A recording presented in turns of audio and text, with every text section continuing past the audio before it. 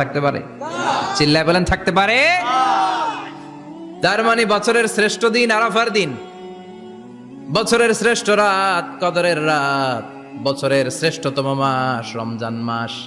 এবার বলেন সপ্তাহের মধ্যে শ্রেষ্ঠতম দিন কোনটা? বিশ্বনবী বললেন সাইয়্যিদুল আইয়াম, leader of the all days in the week.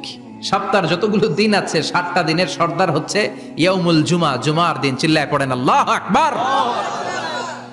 তার মানে বছরের শ্রেষ্ঠ দিন আরাফার দিন, বছরের শ্রেষ্ঠ রাত কদরের রাত, শ্রেষ্ঠ মাস রমজান মাস, আর 7 দিনের মধ্যে শ্রেষ্ঠতম দিন হচ্ছে জুমার দিন। কোন দিন? জুমার দিন। এই সূরাতুল জুমা নিয়ে আমরা কথা শুনবো ইনশাআল্লাহ। বলেন এটা সাধারণ দিন নয়। ফিহি খালাকাল্লাহু আদম, কালকের এই দিনটায়, এই জুমার দিনে আল্লাহ তাআলা সাইয়েদনা আদম আলাইহিস সালামকে তৈরি করেছে। সুবহানাল্লাহ। বিশ্বনবী বলেন লাম্মা খালাকাল্লাহু আদম ওয়া কানা তুলুহু 60 যিরাআন, আল্লাহ তাআলা যখন আদম